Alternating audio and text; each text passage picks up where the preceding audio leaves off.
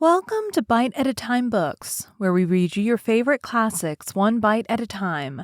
My name is Bree Carlile, and I love to read, and wanted to share my passion with listeners like you. If you enjoy our show, be sure to follow us so you get all the new episodes. If you want to see exclusive behind the scenes of our show, join our Patreon. We would also love for you to drop us a rating on your favorite podcast platform, and share our show with your friends. You can catch us on all the social medias at Bite at a Time Books. We are now part of the Bite at a Time Books Productions Network. If you ever wondered what inspired your favorite classic novelists to write their stories, what was happening in their lives or the world at the time, check out Bite at a Time Books Behind the Story wherever you listen to podcasts. Today we'll be continuing Jane Eyre by Charlotte Bronte. Chapter 34. It was near Christmas by the time all was settled. The season of general holiday approached. I now closed Morton School, taking care that the parting should not be barren on my side.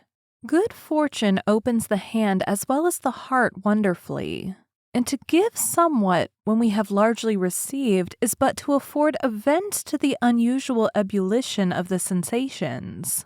I had long felt with pleasure that many of my rustic scholars liked me, and when we parted, that consciousness was confirmed. They manifested their affection plainly and strongly. Deep was my gratification to find I had really a place in their unsophisticated hearts. I promised them that never a week should pass in future that I did not visit them and give them an hour's teaching in their school. Mr. Rivers came up as, having seen the classes, now numbering 60 girls, file out before me and lock the door. I stood with the key in my hand, exchanging a few words of special farewell with some half-dozen of my best scholars. As decent, respectable, modest, and well-informed young women as could be found in the ranks of the British peasantry. And that is saying a great deal. For after all, the British peasantry are the best taught, best mannered, most self-respecting of any in Europe. Since those days I have seen Painsains and Burenin, and the best of them seemed to me ignorant, coarse, and besotted compared with my Morton girls. "Do you consider you have got your reward for a season of exertion?" asked Mr. Rivers when they were gone. "Does not the consciousness of having done some real good in your day and generation give pleasure?" "Doubtless. And you have only toiled a few months. Would not a life devoted to the task of regenerating your race be well spent?" "Yes," I said, "but I could not go on forever so. I want to enjoy my own faculties as well as to cultivate those of other people. I must enjoy them now. Don't recall either my mind or body to the school. I am out of it and disposed for full holiday." He looked grave. "What now? What sudden eagerness is this you evince? What are you going to do?" "To be active. As active as I can. And first I must beg you to set Hannah at liberty and get somebody else to wait on you." "Do you want her?" "Yes, to go with me to Moor House. Diana and Mary will be at home in a week, and I want to have everything in order against their arrival." "I understand. I thought you were flying off on some excursion. It is better so. Hannah shall go with you." "Tell her to be ready by tomorrow, then. And here is the schoolroom key. I will give you the key of my cottage in the morning." He took it. "You give it up very gleefully," said he. "I don't quite understand your light-heartedness, because I cannot tell what employment you propose to yourself as a substitute for the one you are relinquishing. What aim? What purpose? What ambition in life have you now?" "My first aim will be to clean down. Do you comprehend the full force of the expression? To clean down Moor House from chamber to cellar. My next, to rub it up with beeswax, oil, and an indefinite number of cloths till it glitters again.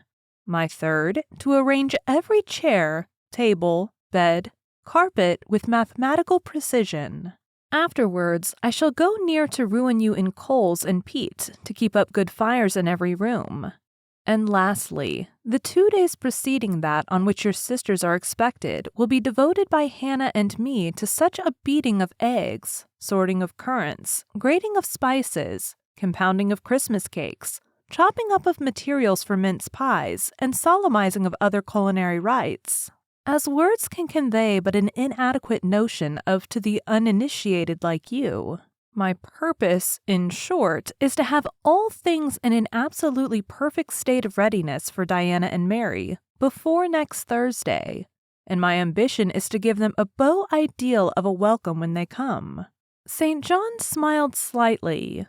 Still, he was dissatisfied. "It is all very well for the present," said he, "but seriously, I trust that when the first flush of vivacity is over, you will look a little higher than domestic endearments and household joys." "The best things the world has," I interrupted. "No, Jane, no. This world is not the scene of fruition. Do not attempt to make it so, nor of rest. Do not turn slothful. I mean, on the contrary, to be busy. Jane, I excuse you for the present. 2 months' grace I allow you for the full enjoyment of your new position, and for pleasing yourself with this late-found charm of relationship. But then, I hope you will begin to look beyond Moor House and Morton and sisterly society, and the selfish calm and sensual comfort of civilized affluence. I hope your energies will then once more trouble you with their strength." I looked at him with surprise. "St. John," I said, "I think you are almost wicked to talk so. I am disposed to be as content as a queen, and you try to stir me up to restlessness. To what end?" "To the end of turning to profit the talents which God has committed to your keeping, and of which he will surely one day demand a strict account. Jane, I shall watch you closely and anxiously. I warn you of that. And try to restrain the disappropriate fervor with which you throw yourself into commonplace home pleasures. Don't cling so tenaciously to ties of the flesh. Save your constancy and ardor for an adequate cause. Forbear to waste them on trite transient objects. Do you hear, Jane? Yes, just as if you were speaking Greek. I feel I have adequate cause to be happy, and I will be happy. Goodbye." Happy at Moor House I was, and hard I worked, and so did Hannah. She was charmed to see how jovial I could be amidst the bustle of a house turned topsy-turvy, how I could brush, and dust, and clean, and cook. And really, after a day or two of confusion worse confounded, it was delightful by degrees to invoke order from the chaos ourselves had made. I had previously taken a journey to S, to purchase some new furniture, my cousins having given me carte blanche to effect what alterations I pleased, and a sum having been set aside for that purpose. The ordinary sitting room and bedrooms I left much as they were, for I knew Diana and Mary would derive more pleasure from seeing again the old homely tables and chairs and beds than from the spectacle of the smartest innovations. Still, some novelty was necessary to give to their return the piquancy with which I wished it to be invested. Dark, handsome new carpets and curtains, an arrangement of some carefully selected antique ornaments in porcelain and bronze, new coverings and mirrors and dressing cases for the toilet tables answered the end. They looked fresh without being glaring. A spare parlor and bedroom I refurnished entirely, with old mahogany and crimson upholstery. I laid canvas on the passage and carpets on the stairs. When all was finished, I thought Moor House as complete a model of bright modest snugness within, as it was, at this season, a specimen of wintry waste and desert dreariness without. The eventful Thursday at length came. They were expected about dark, and ere dusk fires were lit upstairs and below. The kitchen was in perfect trim. Hannah and I were dressed, and all was in readiness. St. John arrived first. I had entreated him to keep quite clear of the house till everything was arranged, and indeed the bare idea of the commotion, at once sordid and trivial, going on within its walls sufficed to scare him to estrangement. He found me in the kitchen, watching the progress of certain cakes for tea, then baking. Approaching the hearth, he asked if I was at last satisfied with housemaid's work. I answered by inviting him to accompany me on a general inspection of the result of my labors. With some difficulty, I got him to make the tour of the house. He just looked in at the doors I opened, and when he had wandered upstairs and downstairs, he said I must have gone through a great deal of fatigue and trouble to have effected such considerable changes in so short a time. But not a syllable did he utter indicating pleasure in the improved aspect of his abode. This silence dampened me. I thought perhaps the alterations had disturbed some old associations he valued. I inquired whether this was the case, no doubt in a somewhat crestfallen tone. Not at all. He had, on the contrary, remarked that I had scrupulously respected every association. He feared, indeed, I must have bestowed more thought on the matter than it was worth. How many minutes, for instance, had I devoted to studying the arrangement of this very room? By the by, could I tell him where such a book was? I showed him the volume on the shelf. He took it down, and withdrawing to his accustomed window recess, he began to read it. Now, I did not like this reader. St. John was a good man, but I began to feel he had spoken truth of himself when he said he was hard and cold. The humanities and amenities of life had no attraction for him, its peaceful enjoyments no charm.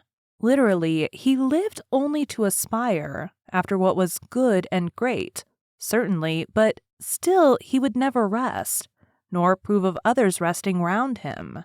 As I looked at his lofty forehead, still and pale as a white stone, at his fine lineaments fixed in study, I comprehended all at once that he would hardly make a good husband, that it would be a trying thing to be his wife. I understood, as by inspiration, the nature of his love for Miss Oliver. I agreed with him that it was but a love of the senses. I comprehended how he should despise himself for the feverish influence it exercised over him, how he should wish to stifle and destroy it, how he should mistrust its ever conducting permanently to his happiness or hers. I saw he was of the material from which nature hews her heroes, Christian and pagan, her lawgivers, her statesmen, her conquerors, a steadfast bulwark for great interests to rest upon. But at the fireside, too often a cold, cumbrous column, gloomy and out of place. This parlor is not his sphere, I reflected. The Himalayan ridge or Kaffir bush, even the plague-cursed Guinea coast swamp would suit him better. Well, he may eschew the calm of domestic life. It is not his element. There his faculties stagnate. They cannot develop or appear to advantage. It is in scenes of strife and danger where courage is proved and energy exercised and fortitude tasked, that he will speak and move, the leader and superior. A merry child would have the advantage of him on this hearth. He is right to choose a missionary's career. I see it now. They are coming, cried Hannah, throwing open the parlor door. At the same moment, old Carlo barked joyfully. Out I ran. It was now dark, but a rumbling of wheels was audible. Hannah soon had a lantern lit. The vehicle had stopped at the wicket. The driver opened the door. First one well-known form, then another stepped out. In a minute, I had my face under their bonnets, in contact first with Mary's soft cheek, then with Diana's flowing curls. They laughed, kissed me, then Hannah, patted Carlo, who was half wild with delight, asked eagerly if all was well, and being assured in the affirmative, hastened into the house. They were stiff with their long and jolting drive from Whitcross, and chilled with the frosty night air, but their pleasant countenances expanded to the cheerful firelight. While the driver and Hannah brought in the boxes, they demanded St. John. At this moment, he advanced from the parlor. They both threw their arms round his neck at once. He gave each one a quiet kiss, said in a low tone a few words of welcome, stood a while to be talked to, and then, intimating that he was supposed they would soon rejoin him in the parlor, withdrew there as a place of refuge. I had lit their candles to go upstairs, but Diana had first to give hospitable orders respecting the driver. This done, both followed me. They were delighted with the renovation and decorations of their rooms, with the new drapery and fresh carpets, and rich-tinted china vases. They expressed their gratification ungrudgingly. I had the pleasure of feeling that my arrangements met their wishes exactly, and that what I had done added a vivid charm to their joyous return home. Sweet was that evening. My cousins, full of exhilaration, were so eloquent in narrative and comment that their fluency covered St. John's taciturnity. He was sincerely glad to see his sisters, but in their glow of fervor and flow of joy he could not sympathize. The event of the day, that is, the return of Diana and Mary, pleased him, but the accompaniments of that event, the glad tumult, the garrulous glee of reception irked him. I saw he wished the calmer morrow was come. In the very meridian of the night's enjoyment, about an hour after tea, a rap was heard at the door. Hannah entered with the intimation that a poor lad was come, and that unlikely time to fetch Mr. Rivers to see his mother, who was drawing away. "Where does she live, Hannah?" "Clear up at Whitcross Brow, almost 4 miles off, and moor and moss all the way." "Tell him I will go." "I am sure, sir, you had better not. It's the worst road to travel after dark that can be. There's no track at all over the bog. And then, it is such a bitter night, the keenest wind you have ever felt. You'd better send word, sir, that you'll be there in the morning." But he was already in the passage putting on his cloak, and without one objection, one murmur, he departed. It was then 9 o'clock. He did not return till midnight. Starved and tired enough he was, but he looked happier than when he set out. He had performed an act of duty, made an exertion, felt his own strength to do and deny, and was on better terms with himself. I am afraid the whole of the ensuing week tried his patience. It was Christmas week. We took to no settled employment, but spent it in a sort of merry domestic dissipation. The air of the moors, the freedom of home, the dawn of prosperity acted on Diana and Mary's spirits like some life-giving elixir. They were gay from morning till noon, and from noon till night. They could always talk, and their discourse, witty, pithy, original, had such charms for me that I preferred listening to and sharing in it to doing anything else. St. John did not rebuke our vivacity, but he escaped from it. He was seldom in the house. His parish was large, the population scattered, and he found daily business in visiting the sick and poor in its different districts. One morning at breakfast, Diana, after looking a little pensive for some minutes, asked him if his plans were yet unchanged. "Unchanged and unchangeable," was the reply, and he proceeded to inform us that his departure from England was now definitely fixed for the ensuing year. "And Rosamond Oliver?" suggested Mary, the words seeming to escape her lips involuntarily, for no sooner had she uttered them than she made a gesture as if wishing to recall them. St. John had a book in his hand. It was his unsocial custom to read at meals. He closed it and looked up. "Rosamond Oliver," said he, "is about to be married to Mr. Granby, one of the best connected and most estimable residents in S, grandson and heir to Sir Frederick Granby. I had the intelligence from her father yesterday." His sisters looked at each other and at me. We all three looked at him. He was serene as glass. "The match must have been got up hastily," said Diana. "They cannot have known each other long." "But 2 months. They met in October at the county ball at S. But where there are no obstacles to a union, as in the present case, where the connection is in every point desirable, delays are unnecessary. They will be married as soon as S Place, which Sir Frederick gives up to them, can be refitted for their reception." The first time I found St. John alone after this communication, I felt tempted to inquire if the event distressed him, but he seemed so little to need sympathy that, so far from venturing to offer him more, I experienced some shame at the recollection of what I had already hazarded. Besides, I was out of practice in talking to him. His reserve was again frozen over, and my frankness was congealed beneath it. He had not kept his promise of treating me like his sisters. He continually made little chilling differences between us, which did not at all tend to the development of cordiality. In short, now that I was acknowledged his kinswoman, and lived under the same roof with him, I felt the distance between us to be far greater than when he had known me only as the village schoolmistress. When I remembered how far I had once been admitted to his confidence, I could hardly comprehend his present frigidity.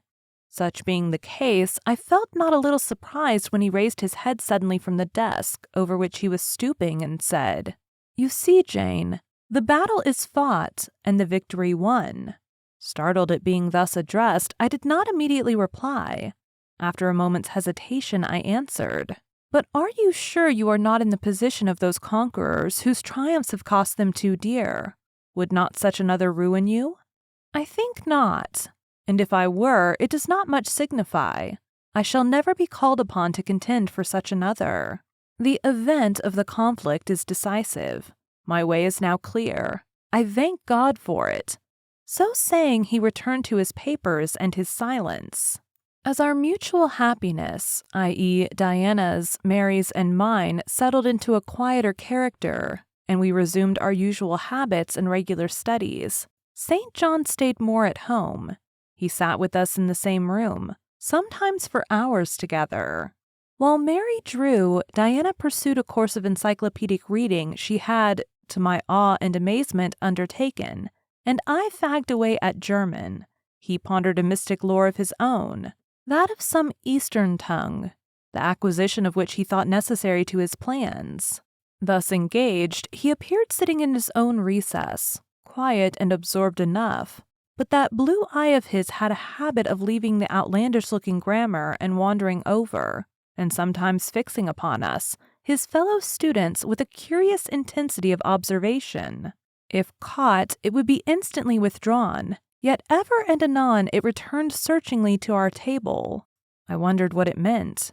I wondered, too, at the punctual satisfaction he never failed to exhibit on an occasion that seemed to me of small moment, namely, my weekly visit to Morton's school, and still more I was puzzled when, if the day was unfavorable, if there was snow, or rain, or high wind, and his sisters urged me not to go, he would invariably make light of their solicitude and encourage me to accomplish the task without regard to the elements.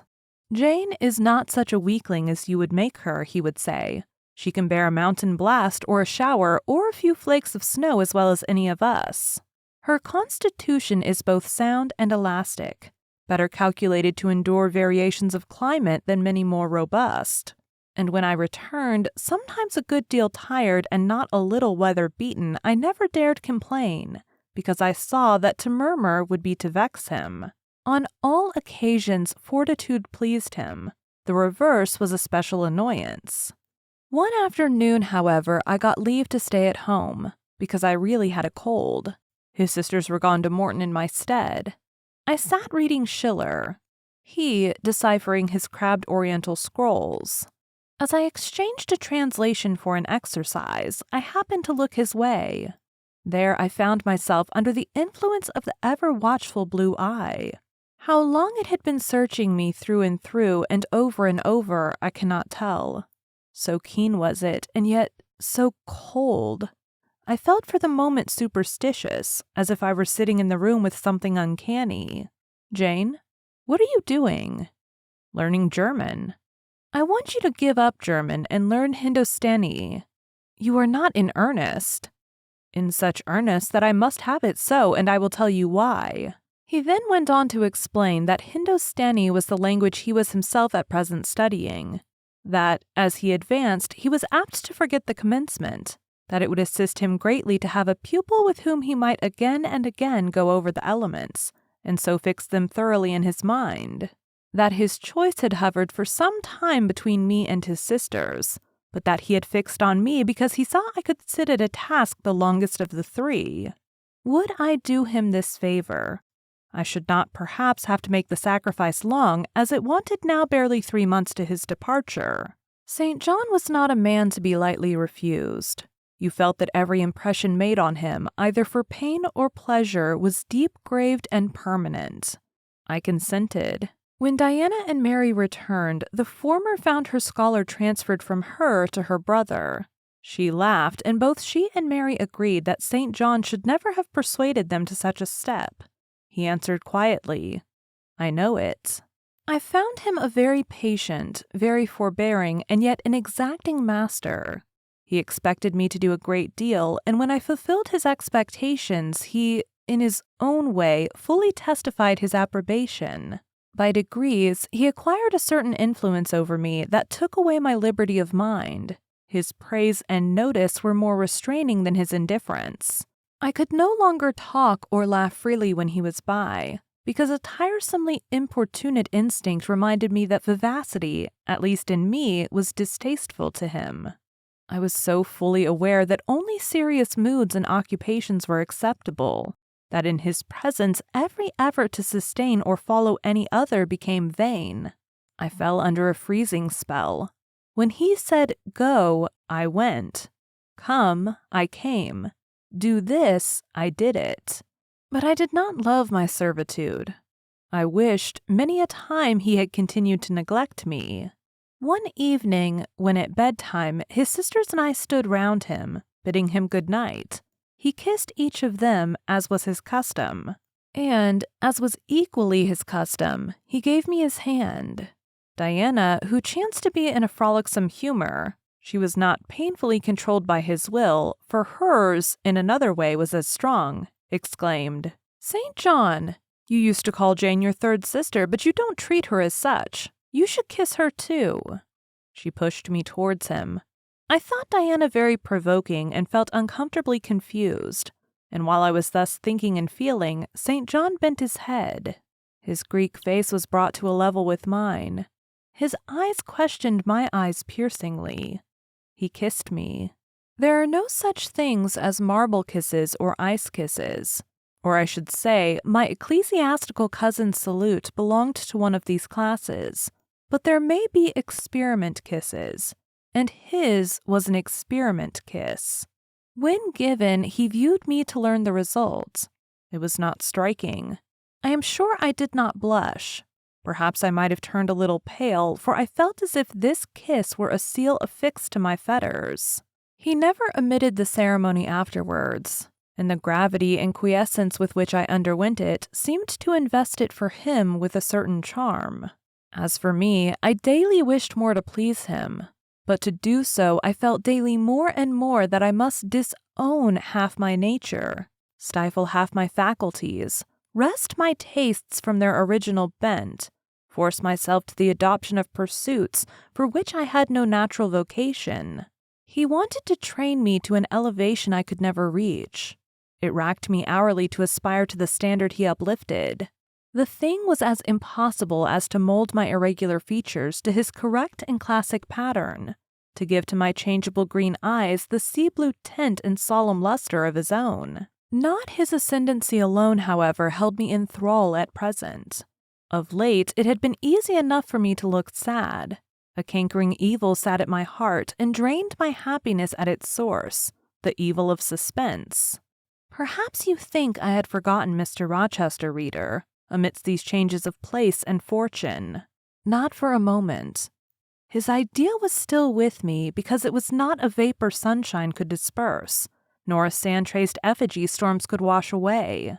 It was a name graven on a tablet, fated to last as long as the marble it inscribed. The craving to know what had become of him followed me everywhere. When I was at Morton, I re-entered my cottage every evening to think of that, and now at Moor House I sought my bedroom each night to brood over it. In the course of my necessary correspondence with Mr. Briggs about the will, I had inquired if he knew anything of Mr. Rochester's present residence and state of health, but, as St. John conjectured, he was quite ignorant of all concerning him. I then wrote to Mrs. Fairfax, entreating information on the subject. I had calculated with certainty on this step answering my end. I felt sure it would elicit an early answer. I was astonished when a fortnight passed without reply, but when 2 months wore away and day after day the post arrived and brought nothing for me, I fell prey to the keenest anxiety. I wrote again. There was a chance of my first letter having missed. Renewed hope followed renewed effort. It shone like the former for some weeks. Then, like it faded, flickered. Not a line, not a word reached me. When half a year wasted in vain expectancy, my hope died out, and then I felt dark indeed. A fine spring shone round me, which I could not enjoy. Summer approached. Diana tried to cheer me. She said I looked ill and wished to accompany me to the seaside. This St. John opposed, He said I did not want dissipation. I wanted employment. My present life was too purposeless. I required an aim, and I suppose by way of supplying deficiencies. He prolonged still further my lessons in Hindustani and grew more urgent in requiring their accomplishment. And I, like a fool, never thought of resisting him. I could not resist him. One day I had come to my studies in lower spirits than usual. The ebb was occasioned by a poignantly felt disappointment. Hannah had told me in the morning there was a letter for me, and when I went down to take it, almost certain that the long-looked-for tidings were vouchsafed me at last, I found only an unimportant note from Mr. Briggs on business. The bitter check had wrung from me some tears, and now, as I sat poring over the crabbed characters and flourishing tropes of an Indian scribe, my eyes filled again. St. John called me to his side to read. In attempting to do this, my voice failed me. Words were lost in sobs. He and I were the only occupants of the parlor. Diana was practicing her music in the drawing room. Mary was gardening. It was a very fine May day, clear, sunny, and breezy. My companion expressed no surprise at this emotion, nor did he question me as to its cause. He only said, "We will wait a few minutes, Jane, till you are more composed." And while I smothered the paroxysm with all haste, he sat calm and patient, leaning on his desk and looking like a physician watching with the eye of science an expected and fully understood crisis in a patient's malady. Having stifled my sobs, wiped my eyes, and muttered something about not being very well that morning, I resumed my task and succeeded in completing it. St. John put away my books and his, locked his desk, and said, "Now, Jane, you shall take a walk, and with me. I will call Diana and Mary. No, I want only one companion this morning, and that must be you. Put on your things. Go out by the kitchen door. Take the road towards the head of Marsh Glen. I will join you in a moment. I know no medium. I never in my life have known any medium in my dealings with positive, hard characters, antagonistic to my own, between absolute submission and determined revolt. I have always faithfully observed the one, up to the very moment of bursting, sometimes with volcanic vehemence, into the other, and as neither present circumstances warranted, nor my present mood inclined me to mutiny, I observed with careful obedience to St. John's directions. And in 10 minutes I was treading the wild track of the glen, side by side with him.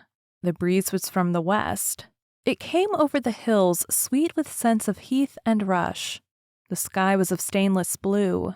The stream descending the ravine, swelled with past spring rains, poured along plentiful and clear, catching golden gleams from the sun and sapphire tints from the firmament. As we advanced and left the track, we trod a soft turf, mossy fine and emerald green, minutely enameled with a tiny white flower and spangled with a star-like yellow blossom. The hills, meantime, shut us quite in, for the glen, towards its head, wound to it their very core. "Let us rest here," said St. John, as we reached the first stragglers of a battalion of rocks, guarding a sort of pass, beyond which the beck rushed down a waterfall, and where, still a little farther, the mountain shook off turf and flower, had only heath for raiment and crag for gem, where it exaggerated the wild to the savage, and exchanged the fresh for the frowning, where it guarded the forlorn hope of solitude and a last refuge for silence. I took a seat. St. John stood near me. He looked up the pass and down the hollow. His glance wandered away with the stream and returned to traverse the unclouded heaven which colored it. He removed his hat, let the breeze stir his hair and kiss his brow. He seemed in communion with the genius of the haunt. With his eye he bade farewell to something. "And I shall see it again," he said aloud, "in dreams when I sleep by the Ganges, and again in a more remote hour, when another slumber overcomes me on the shore of a darker stream." Strange words of a strange love, an austere patriot's passion for his fatherland. He sat down. For half an hour we never spoke, neither he to me nor I to him. That interval past, he recommenced. Jane, I go in 6 weeks. I have taken my berth in an East Indiaman which sails on the 20th of June.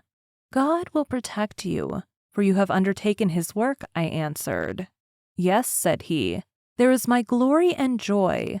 I am the servant of an infallible master. I am not going out under human guidance, subject to the defective laws and erring control of my feeble fellow worms. My king, my lawgiver, my captain is the all-perfect. It seems strange to me that all round me do not burn to enlist under the same banner, to join in the same enterprise. All have not your powers, and it would be folly for the feeble to wish to march with the strong. I do not wish to speak to the feeble or think of them. I address only such as are worthy of the work and competent to accomplish it. Those are few in number and difficult to discover. You say truly, but when found, it is right to stir them up, to urge and exhort them to the effort, to show them what their gifts are and why they were given, to speak heaven's message in their ear, to offer them, direct from God, a place in the ranks of his chosen. If they are really qualified for the task, will not their own hearts be the first to inform them of it? I felt as if an awful charm was framing round and gathering over me. I trembled to hear some fatal words spoken which would at once declare and rivet the spell. "And what does your heart say?" demanded St. John. "My heart is mute." "My heart is mute," I answered, struck and thrilled. "Then I must speak for it," continued the deep, relentless voice. "Jane, come with me to India. Come as my helpmeet and fellow laborer." The glen and the sky spun round. The hills heaved. It was as if I had heard a summons from heaven, as if a visionary messenger, like him of Macedonia, had announced, "Come over and help us." But I was no apostle. I could not behold the herald. I could not receive his call. "Oh, St. John," I cried, "have some mercy." I appealed to one who, in the discharge of what he believed his duty, knew neither mercy nor remorse. He continued, "God and nature intended you for a missionary's wife. It is not personal, but mental endowments they have given you. You are formed for labor, not for love. A missionary's wife you shall be. You shall be mine. I claim you not for my pleasure, but for my sovereign's service." "I am not fit for it. I have no vocation," I said. He had calculated on these first objections. He was not irritated by them. Indeed, as he leaned back against the crag behind him, folded his arms on his chest, and fixed his countenance, I saw he was prepared for a long and trying opposition, and had taken in stock of patience to last him to its close. Resolved, however, that the close should be conquest for him. "Humility, Jane," said he, "is the groundwork of Christian virtues. You say right that you are not fit for the work. Who is fit for it? Or who, that ever was truly called, believed himself worthy of the summons?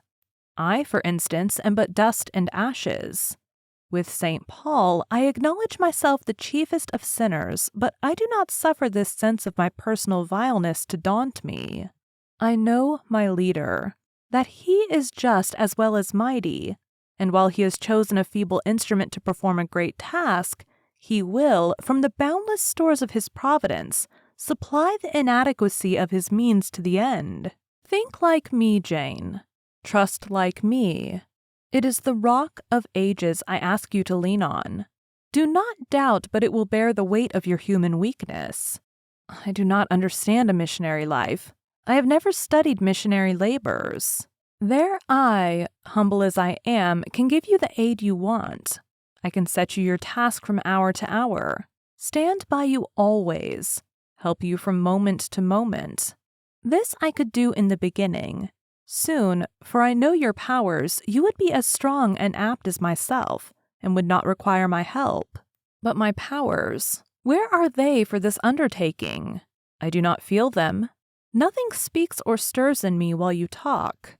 I am sensible of no light kindling, no life quickening, no voice counseling or cheering. Oh, I wish I could make you see how much my mind is at this moment like a rayless dungeon, with one shrieking fear fettered in its depths, the fear of being persuaded by you to attempt what I cannot accomplish. I have an answer for you. Hear it. I have watched you ever since we first met. I have made you my study for 10 months. I have proved you in that time by sundry tests, and what I have seen and elicited? In the village school, I found you could perform well, punctually, uprightly, labor uncongenial to your habits and inclinations. I saw you could perform it with capacity and tact. You could win while you controlled. In the calm with which you learnt you had become suddenly rich, I read a mind clear of the vice of Damis. Lucre had no undue power over you. In the resolute readiness with which you cut your wealth into 4 shares, keeping but 1 to yourself and relinquishing the 3 others to the claim of abstract justice, I recognized a soul that reveled in the flame and excitement of sacrifice.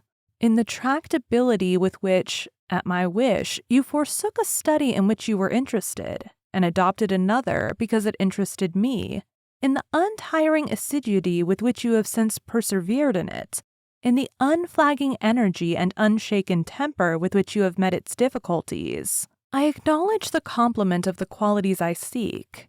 Jane, you are docile, diligent, disinterested, faithful, constant, and courageous, very gentle and very heroic. Cease to mistrust yourself. I can trust you unreservedly. As a conductress of Indian schools and a helper amongst Indian women, your assistance will be to me invaluable. My iron shroud contracted round me. Persuasion advanced with slow, sure step. Shut my eyes as I would. These last words of his succeeded in making the way, which had seemed blocked up, comparatively clear. My work, which had appeared so vague, so hopelessly diffuse, condensed itself as he proceeded, and assumed a definite form under his shaping hand. He waited for an answer. I demanded a quarter of an hour to think before I again hazarded a reply.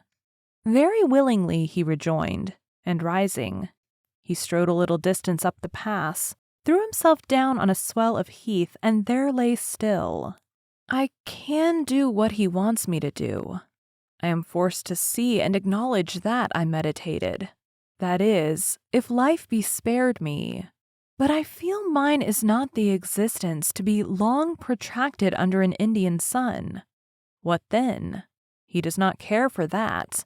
When my time came to die, he would resign me in all serenity and sanctity to the God who gave me. The case is very plain before me. In leaving England, I should leave a loved but empty land. Mr. Rochester is not there, and if he were, what can that ever be to me? My business is to live without him now. Nothing so absurd, so weak as to drag on from day to day as if I were waiting some impossible change in circumstances which might reunite me to him. Of course, as St. John once said, I must seek another interest in life to replace the one lost. Is not the occupation he now offers me truly the most glorious man can adopt or God assign? It is not by its noble cares and sublime results the one best calculated to fill the void left by uptorn affections and demolished hopes. I believe I must say yes, and yet I shudder. Alas, if I join St. John, I abandon half myself. If I go to India, I go to premature death. And how will the interval between leaving England for India and India for the grave be filled? Oh, I know well. That too is very clear to my vision. By straining to satisfy St. John till my sinews ache, I shall satisfy him to the finest central point and furthest outward circle of his expectations. If I do go with him, if I do make the sacrifice he urges, I will make it absolutely. I will throw all on the altar, heart, vitals, the entire victim. He will never love me, but he shall approve me. I will show him energies he has not yet seen, resources he has never suspected. Yes, I can work as hard as he can and with as little grudging. Consent then to his demand is possible, but for one item, one dreadful item. It is that he asks me to be his wife and has no more of a husband's heart for me than that frowning giant of a rock down which the stream is foaming in yonder gorge. He prizes me as a soldier would a good weapon, and that is all. Unmarried to him, this would never grieve me. But can I let him complete his calculations, coolly put into practice his plans, go through the wedding ceremony? Can I receive him the bridal ring, endure all the forms of love, which I doubt not he would scrupulously observe, and know that the spirit was quite absent? Can I bear the consciousness that every endearment he bestows is a sacrifice made on principle? No, such a martyrdom would be monstrous. I will never undergo it. As his sister, I might accompany him, not as his wife. I will tell him so. I looked towards the knoll. There he lay, still as a prostrate column, his face turned to me, his eye beaming watchful and keen. He started to his feet and approached me. I am ready to go to India, if I may go free. Your answer requires a commentary, he said. It is not clear. You have hitherto been my adopted brother. I, your adopted sister, let us continue as such. You and I had better not marry. He shook his head. Adopted fraternity will not do in this case. If you were my real sister, it would be different. I should take you and seek no wife. But as it is, either our union must be consecrated and sealed by marriage, or it cannot exist. Practical obstacles oppose themselves to any other plan. Do you not see it, Jane? Consider a moment. Your strong sense will guide you. I did consider. And still my sense, such as it was, directed me only to the fact that we did not love each other as man and wife should, and therefore it inferred we ought not to marry. I said so. St. John, I returned, I regard you as a brother, you me as a sister, so let us continue. We cannot. We cannot, he answered, with short, sharp determination. It would not do. You have said you will go with me to India. Remember, you have said that. Conditionally. Well, to the main point, the departure with me from England, the cooperation with me in my future labors, you do not object. You have already as good as put your hand to the plow. You are too consistent to withdraw it. You have but one end to keep in view, how the work you have undertaken can be best done. Simplify your complicated interests, feelings, thoughts, wishes, aims. Merge all considerations in one purpose, that of fulfilling with effect, with power, the mission of your great master. To do so, you must have a coadjutor, not a brother. That is a loose tie, but a husband. I, too, do not want a sister. A sister might any day be taken from me. I want a wife, the sole helpmeet I can influence efficiently in life and retain absolutely till death. I shuddered as he spoke. I felt his influence in my marrow, his hold on my limbs. Seek one elsewhere than in me, St. John. Seek one fitted to you. One fitted to my purpose, you mean, fitted to my vocation. Again, I tell you, it is not the insignificant private individual, the mere man with the man's selfish senses. I wish to mate. It is the missionary. And I will give the missionary my energies. It is all he wants, but not myself. That would be only adding to the husk and shell to the kernel. For them he has no use. I retain them. You cannot. You ought not. Do you think God will be satisfied with half an oblation? Will he accept a mutilated sacrifice? It is the cause of God I advocate. It is under his standard I enlist you. I cannot accept on his behalf a divided allegiance. It must be entire. Oh, I will give my heart to God, I said. You do not want it. I will not swear, reader, that there was not something of repressed sarcasm, both in the tone in which I uttered this sentence, and in the feeling that accompanied it. I had silently feared St. John till now, because I had not understood him. He had held me in awe, because he had held me in doubt. How much of him was saint? How much was mortal? I could not heretofore tell, but revelations were being made in this conference. The analysis of his nature was proceeding before my eyes. I saw his fallibilities. I comprehended them. I understood that sitting there where I did, on the bank of heath and with that handsome form before me, I sat at the feet of a man, erring as I. The veil fell from his hardness and despotism. Having felt in him the presence of these qualities, I felt his imperfection and took courage. I was with an equal, one with whom I might argue, one whom, if I saw good, I might resist. He was silent after I uttered the last sentence, and I presently risked an upward glance at his countenance. His eye, bent on me, expressed at once stern surprise and keen inquiry. Is she sarcastic? And sarcastic to me, it seemed to say. What does this signify? Do not let us forget that this is a solemn matter, he said ere long, one of which we may neither think nor talk lightly without sin. I trust, Jane, you are in earnest when you say you will serve your heart to God. It is all I want. Once wrench your heart from man and fix it on your Maker. The advancement of that Maker's spiritual kingdom on earth will be your chief delight and endeavor. You will be ready to do at once whatever furthers that end. You will see what impetus would be given to your efforts and mine by our physical and mental union in marriage, the only union that gives a character of permanent conformity to the destinies and designs of human beings. And, passing over all minor capriciouses, all trivial difficulties and delicacies of feeling, all scruple about the degree, kind, strength, or tenderness of mere personal inclination, you will hasten to enter into that union at once. Shall I said briefly, and I looked at his features, beautiful in their harmony, but strangely formidable in their still severity, at his brow commanding but not open, at his eyes bright and deep and searching, but never soft, at his tall imposing figure, and fancied myself in idea his wife. Oh, it would never do. As his curate, his comrade, all would be right.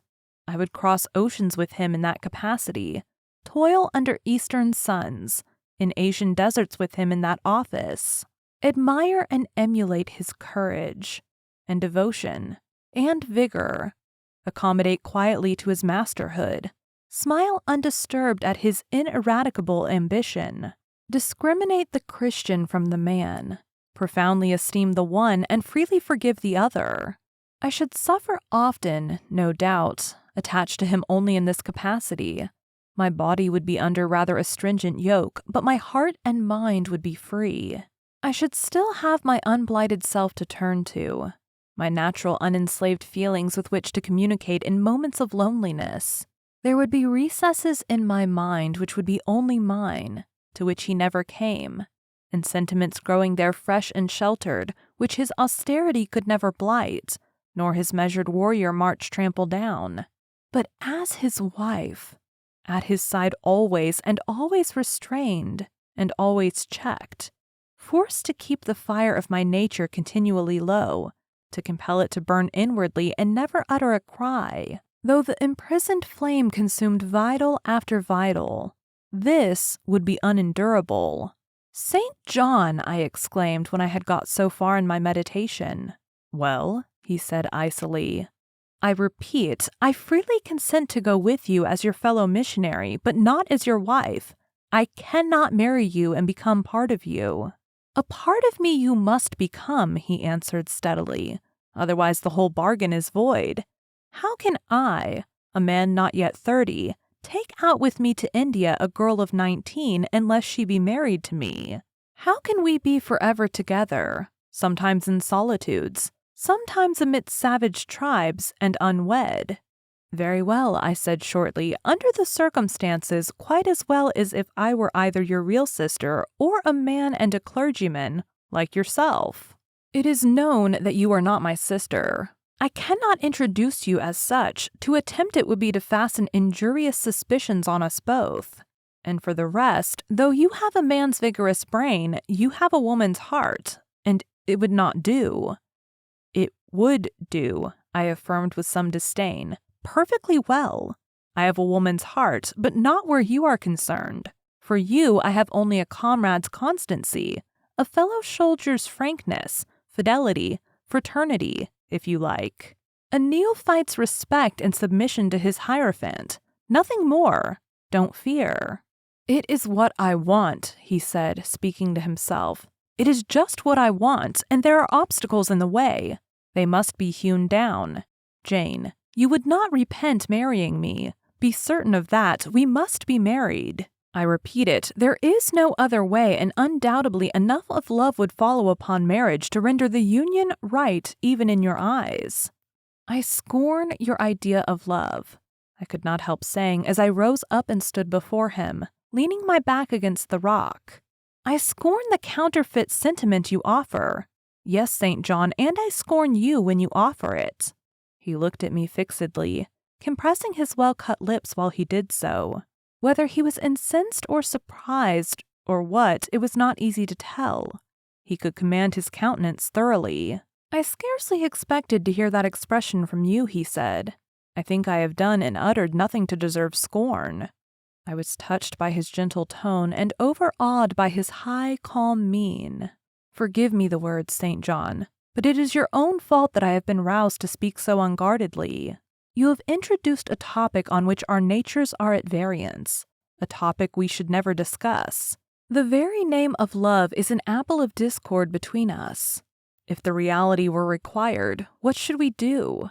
How should we feel? My dear cousin, abandon your scheme of marriage. Forget it." "No," said he.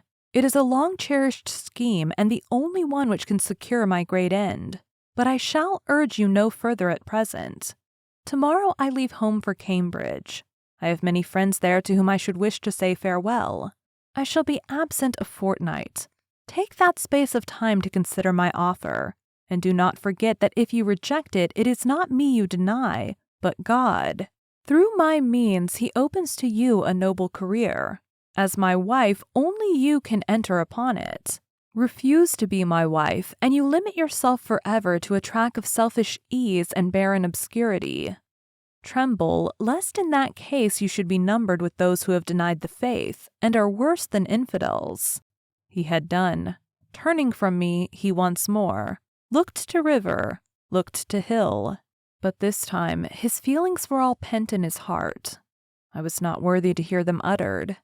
As I walked by his side homeward, I read well in his iron silence all he felt towards me, the disappointment of an austere and despotic nature, which has met resistance where it expected submission, the disapprobation of a cool, inflexible judgment which has detected in another feelings and views in which it has no power to sympathize. In short, as a man, he would have wished to coerce me into obedience. It was only as a sincere Christian he bore so patiently with my perversity and allowed so long a space for reflection and repentance.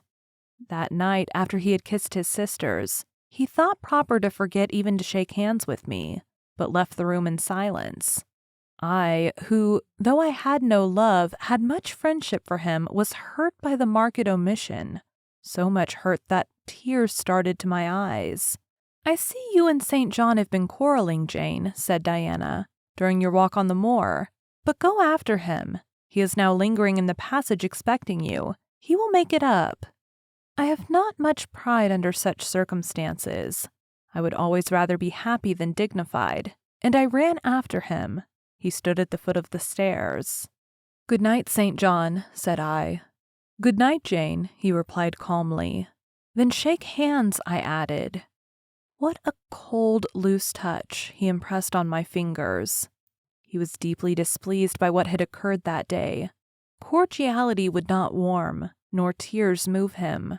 No happy reconciliation was to be had with him, no cheering smile or generous word, but still the Christian was patient and placid, and when I asked him if he forgave me, he answered that he was not in the habit of cherishing the remembrance of vexation, that he had nothing to forgive, not having been offended. And with that answer, he left me. I would much rather he had knocked me down.